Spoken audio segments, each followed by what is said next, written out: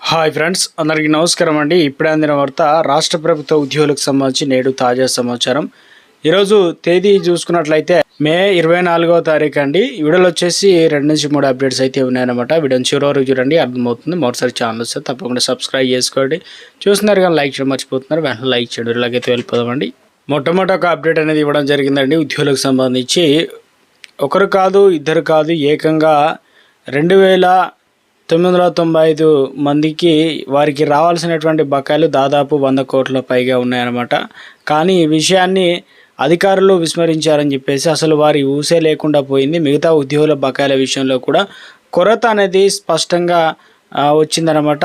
కొంత అంటే వీరి విషయం మాత్రం గల్లంతైందని చెప్పేసి ఇటీవల ఆర్టీసీ ఉద్యోగులు తమ డిమాండ్ల సాధనకు సమ్మె చేసిన సమయంలో ప్రభుత్వం వారి డిమాండ్లపై స్పష్టత ఇచ్చింది. 2021కి సంబంధించి బకాయిలున్న వేతనాలకు సంబంధించి పూర్తి చేసేందుకు హామీ ఇచ్చి 11% ఫిట్మెంట్ని ఖరారు చేసింది.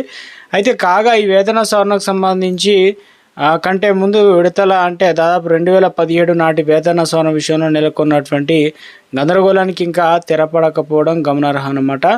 ఆర్టీసీలో 2017 తర్వాత సవరణ 2018లో 16% అయ్యారు ఖరారు. 2024 మార్చి 21న ఫిట్మెంట్ ఫిక్స్. ఇక ఆ తేడా మొత్తాన్ని బకాయిలు చెల్లించాల్సిన పరిస్థితి. ఐఆర్ ప్రకటించక ముందే రిటైర్డ్ అయినటువంటి వారిని విస్మరించినటువంటి తీరు అంటూ ఒక లేటెస్ట్ అప్డేట్ అయితే ఇవ్వడం జరిగింది. తమకు వెంటనే ఇవన్నీ కూడా రావాల్సినటువంటి పెండింగ్ బకాయిలు రావాల్సినటువంటి ఏదైతే ఉన్నాయో అన్నీ కూడా వెంటనే రిలీజ్ చేయాలని చెప్పేసి ప్రభుత్వాన్ని అయితే కోరుతున్నారన్నమాట. మరో అప్డేట్ అయితే ఇచ్చారండి. ఇక దేశంలో అంటే నిరుద్యోగ యువతకు ఉపాధి అవకాశాలు కల్పించడమే లక్ష్యంగా కేంద్ర ప్రభుత్వం ప్రతిష్టాత్మకంగా నిర్ణయం తీసుకోవడం జరిగింది. రోజ్గార్ మేళా అనమాట. సో అంటే దేశవ్యాప్తంగా 47 ప్రాంతాల్లో ఏర్పాటు చేసిన కార్యక్రమంలో ప్రధాని నరేంద్ర మోదీ వీడియో కాన్ఫరెన్స్ ద్వారా అయితే పాల్గొన్నారు. 51,000 మందికి పైగా యువతీ యువకులకు ప్రభుత్వ ఉద్యోగ నియామక పత్రాలు వర్చువల్గా అందజేయడం జరిగింది. ఈ సందర్భంగా ఉద్యోగాలకు సంబంధించిన నియామకాల పత్రాలు అపాయింట్మెంట్ వర్చువల్గా అయితే అందజేయడం జరిగిందనమాట. డిఏ పైన ఒక అప్డేట్ అయితే ఇచ్చారండి. అంటే ఉద్యోగులకు పెన్షన్లో కేంద్రం నుంచి మరోసారి తీపి కబురు అయితే అందింది. అయితే ఈసారి అందరికీ కాకుండా పాత పెన్షన్ విధానంలో కొనసాగుతున్న నిర్దేశిత స్పెషల్ కేటగిరీ కావచ్చు వారి కుటుంబ సభ్యులకు డేర్నెస్ అలవెన్స్ డిఆర్ భారీగా పెంచుతూ కేంద్రం నిర్ణయం తీసుకుంది. 5వ central pay commission 5th CPC పరిధిలోకి వచ్చే సిపిఎస్ అంటే సిపిఎఫ్ ఉద్యోగులకి ప్రయోజనం అనేది వస్తుందన్నమాట.